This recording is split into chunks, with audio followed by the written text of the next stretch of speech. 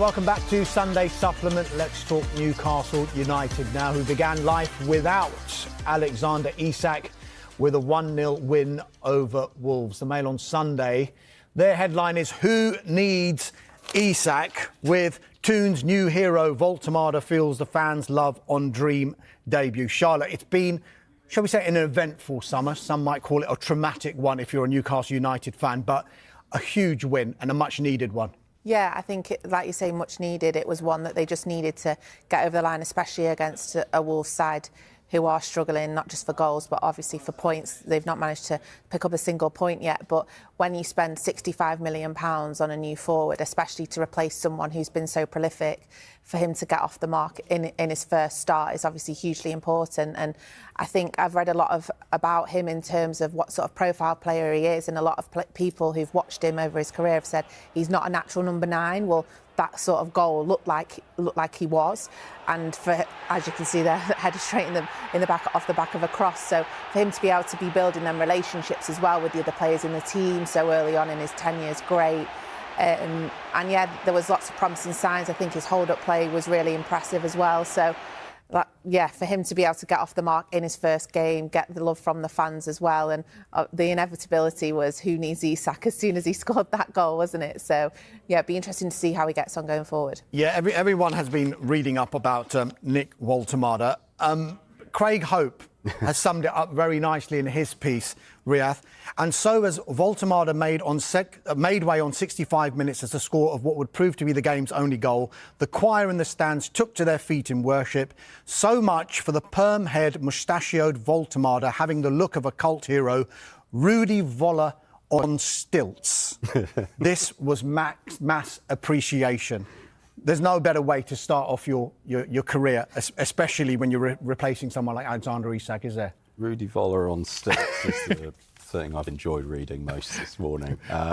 Look, Craig's, you know, I don't think anyone's closer in their coverage of a club than Craig is at Newcastle, and he, you know, he was impressed by what he saw yesterday. I think it's going to be a huge change for Newcastle, losing huge change, but also stylistically to what Charlotte's saying. It's you're going from a player who's all dynamic movement. There's a certain elegance about the way he plays, and even just on the visual 6'6" target man, it's a very different thing. But I think that can really work for them with some of the players they've got, you know, holding up the ball. You've got the speed coming in around the sides, whether that's going to be Anthony Gordon. Elanga's the player I want to see bed in there. I thought he was fantastic at Forest. It's obviously been a slightly slow start for him, but I think there's an enormous amount of potential in that signing. Murphy as well is, you know, they've got options that can really bring the best out, or rather he can bring the best out of them. I think you're never going to be able to replace Isak's goals, and I think if you go through his record, we haven't seen that yet from him. So it's very early to get excited. But look, he's 23 years old. He's turned up. He's got a goal.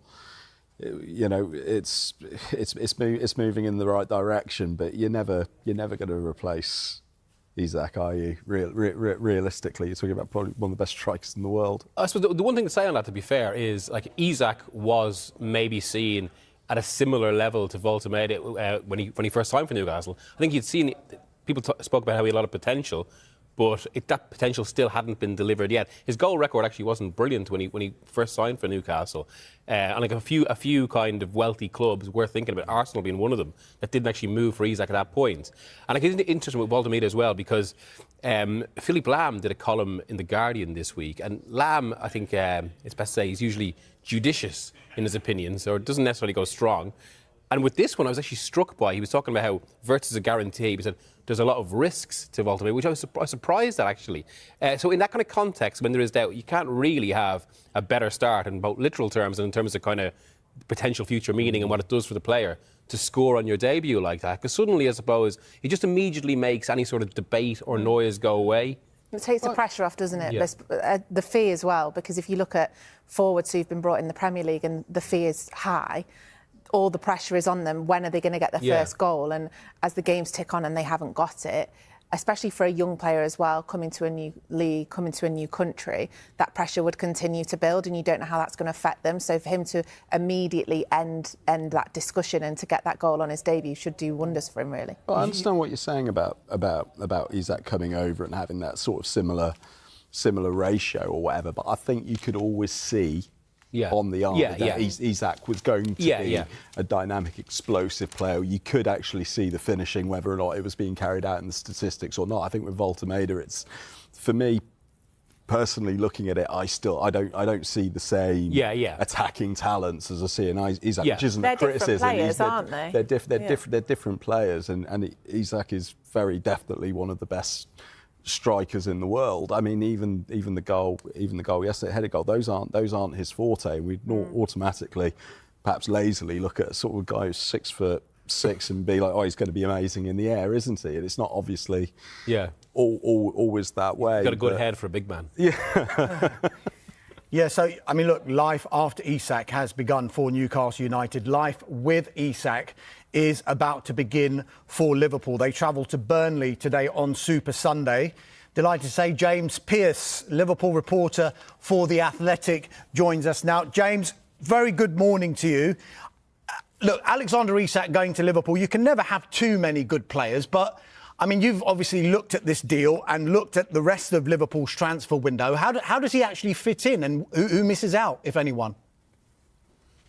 Good morning. Yeah, I think the determination to get Isak stems from a desire to try and ensure that Liverpool this season are able to last the pace both domestically and in the Champions League. Because if you think back to Slot's first season, you know, they ran away with the Premier League title, but there was very little rotation. He had a kind of core 13, 14 players that he placed a huge amount of trust in. And then the impact of that was probably come March time, they ran out of gas. You think of that week when, you know, they go out of the Champions League to PSG and then lose the Carabao Cup final to Newcastle. So this is about, you know, this fits in with the strategy of having more options, more depth, being able to rotate without the quality dipping. Miguel, it's that word again, isn't it? Depth. Have Liverpool basically achieved that with this signing in their window? Certainly up front. I mean, I suppose what I was thinking of as you were saying that, James, I mean, before you came on, we were discussing how basically Arsenal have, rather than go for someone like Isak, they've gone for this strength and depth across the squad, whereas Liverpool feels much more focused. But do you worry at all about maybe like the fact they didn't get Gahey? A little bit, yeah. I mean, I must admit, when there was that debate raging in that last week of the window of, you know, what should be the priority? Is it Isak? Is it Gahey?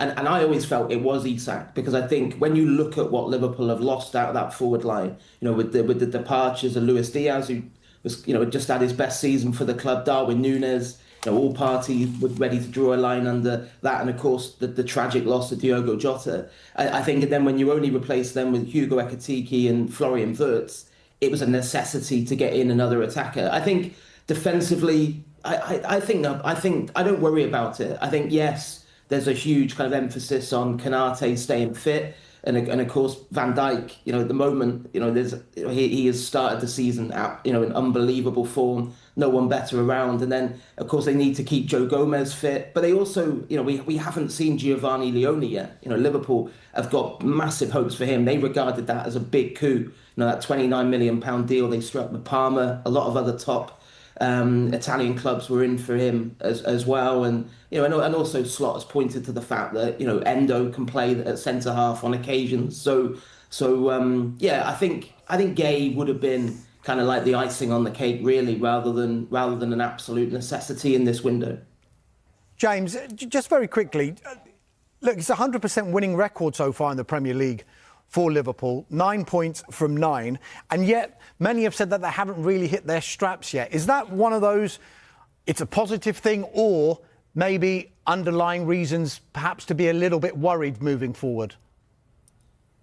No, I think it was to be expected. I think when you have the amount of change that's gone on at Liverpool this summer, I think it would have been I think it would have been very strange if they'd suddenly flown out the blocks and everything had clicked. I think that what we've seen so far, it's been a bit disjointed. Probably the first two games were far too open for Arne Slot's liking. You think of how easy they were exposed, especially on the counter-attack against Bournemouth, and then bullied a little bit up at Newcastle. But those were pretty extreme circumstances with the atmosphere on Tyneside that night. And I felt the Arsenal game before the international break was a big step forward in terms of defensively, much more solid, much more compact, limited Arsenal to very few chances, just didn't quite create, much themselves. And obviously in the end, the game was decided by a moment of brilliance from Szoboszlai. So it's about getting that balance right, isn't it? But I think, I think the fact that they've got 9 points out of 9, having not clicked yet, is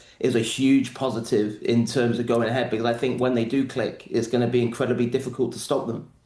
James, I think when I look at Liverpool, I think beyond just the, in relative terms, the triviality of transfer dealings, I think after everything that happened in the summer and like you mentioned there, the tragedy of Diogo Jota, it actually feels incredible to me that they're performing this well, and I think it's going to become it's an ongoing thought, I suppose, throughout the season as well, about whether or not this is going to whether or not are we going to see an impact on it, because it'd be only human for these guys to react at some point to it. But so far it's looked incredible. I'm amazed that they've been able to be this effective. Yeah, I completely agree. It's only, just over 2 months since there were those incredibly poignant scenes at Preston when Liverpool played their opening pre-season friendly, and there was 6-7 minutes of after the final whistle, the Diogo song being chanted by the Liverpool supporters and the players and staff standing there and applauding, and that day it just felt like an achievement for Liverpool to even get back to playing again, having dealt with such the unimaginable loss of not just a colleague but a much loved friend as well. So yeah, I think it's wrong to overlook that in terms of, and you have to bear that in mind throughout the season. You only have to look at Mo Salah after the opening night of the Premier League season against Bournemouth. This is a group of players and a group of staff that are still grieving. So yeah, I think that again, you have to kind of take your hat off to them. The fact that with all of that going on, they've been able to make this start to the season and to win games. And the message from Arne Slot, right from the aftermath of that tragedy was, it was kind of do it like Diogo. They said his message to the players was, Diogo was such a genuine, down-to-earth guy that speak up, tell us how you feel. There's no pressure on anyone. If you don't feel up to it today, then that's absolutely fine. And it's certainly brought everyone together. And yeah, I think it's remarkable in those circumstances that they've been able to make such a fine start. James Pearce, Liverpool reporter for The Athletic, thanks for your time this morning on Sunday Supplement.